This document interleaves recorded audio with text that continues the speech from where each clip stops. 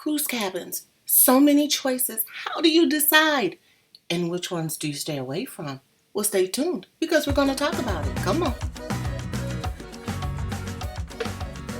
Hi, and welcome back to my channel, Cruising with Mo. That's me, Monica, and today will be a pretty quick video, but I just wanted to pop online and share a few things to think about when you are selecting your cruise cabin. Because think about it, your cabin is going to be your home away from home for however long you're going to be sailing at sea.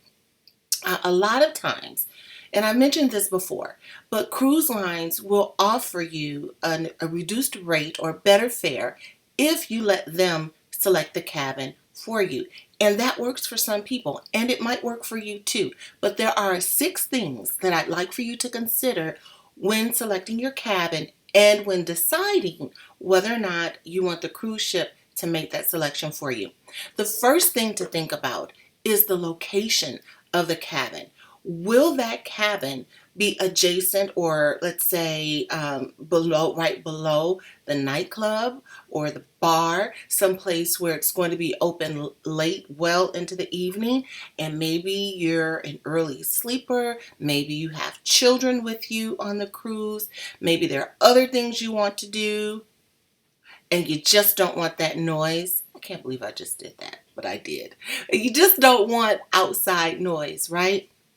Well, when you are selecting your cabin, you want to know if it's going to be below a nightclub or a bar or any place that would be noisy. The theater, where, and some of them actually have theaters, or or where the live shows are being held. If that would bother you, then make sure when you select your cabin, you stay away from those venues, or maybe select a cabin that's maybe a few decks below those venues. The second thing to think about is, will the cabin be adjacent to the pool or the basketball court, if there is one, or the roller coaster, or any of the other activities that can be loud? Right? And maybe it's the same thing as for tip 1. Maybe that's just something that wouldn't work for you. So you do want to know the location of your cruise, of your cabin, and if it's going to be located next to the pool or one of those other high traffic, high noise areas, you may decide that won't work for you and you want to stay away. The third type of cabin that you want to make sure that you consider, and I shouldn't say stay away, but just consider, are the ones near the crew, because the crew rooms, there's a lot of traffic. You've got crew coming in and out. Not saying they're staterooms, but just the activity. There's the supply closets or rooms for the bedding and everything else, the towels, all of that. You don't necessarily want to be next to that room because there is going to be a lot of traffic in and out. Number 4, elevators. Do you want your cabin to be near the elevators?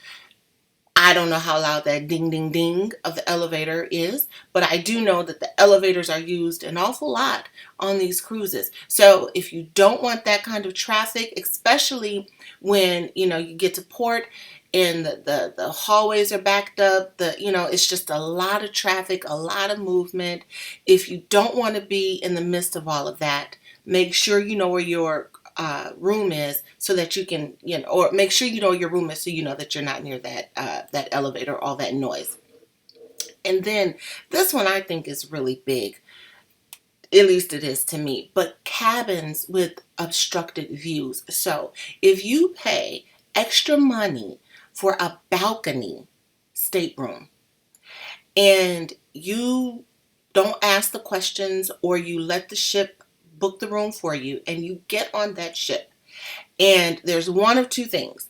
Either there's a big pole or some kind of obstruction that's blocking your view, or you discover you actually booked an interior balcony. So an interior balcony, they're not on all ships, but those are the ships where your room does have a balcony, but it's not an exterior, like a perimeter cabin where you're on the balcony and the only thing you see is the water. With these type of balconies, it's a deck. There's your stateroom, and then there's your balcony, and then there's the deck, and people will be walking back and forth across the deck while you are sitting on the balcony trying to enjoy the view. And the view isn't even right there, because there's your balcony, then there's the deck, and then there's the water. So I don't know.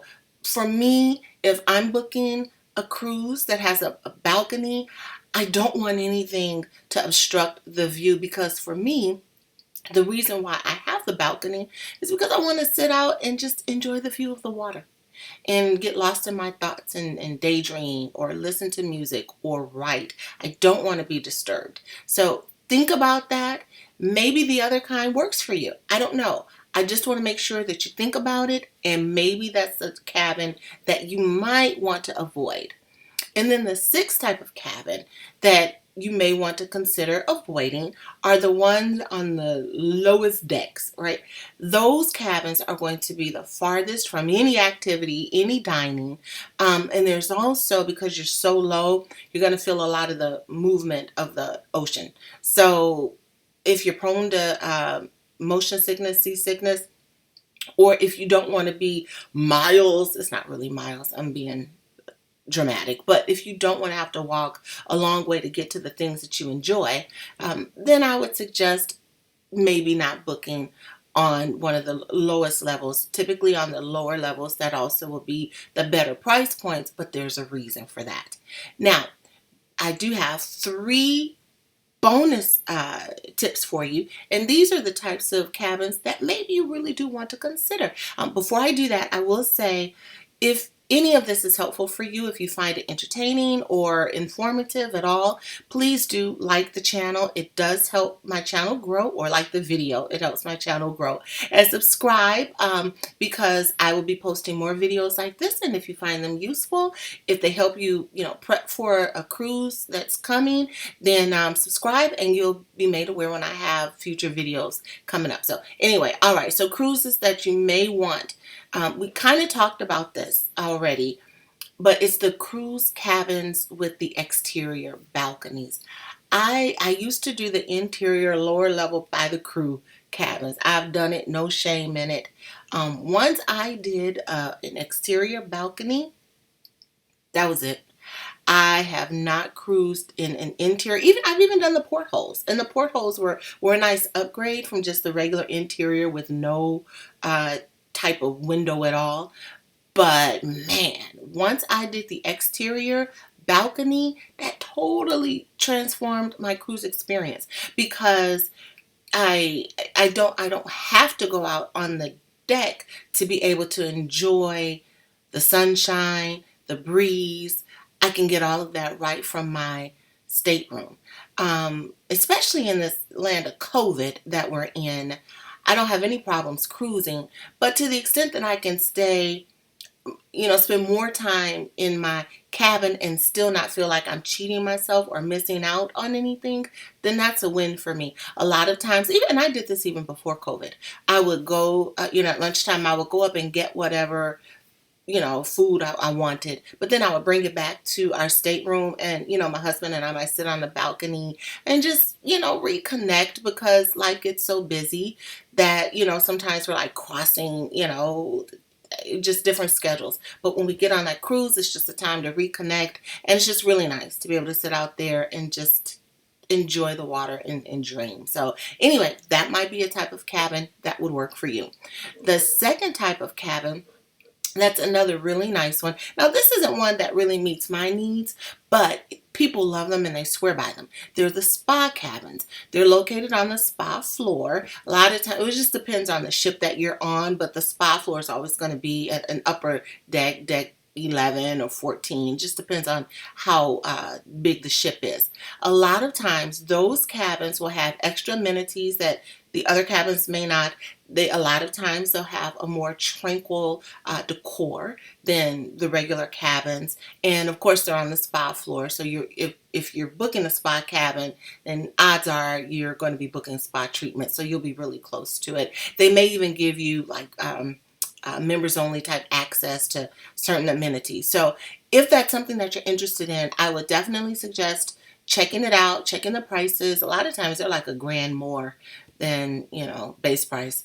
But if it works for you, and if if that's how you want to cruise, then, have at it and have a great time. So just put it out there that that is a cabin to consider. And then the third type of cabin that could be wonderful. Again, this isn't one that would work for me, but for people who do this, they swear by it.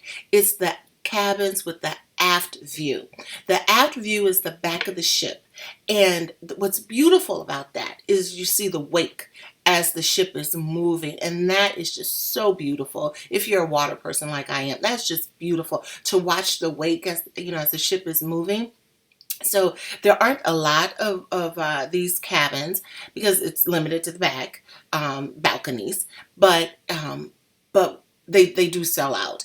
The one drawback, and it's probably the main thing that stops me from getting this type of cabin, unless I were on the very top deck, then maybe I would do it, is it's kind of like this, right?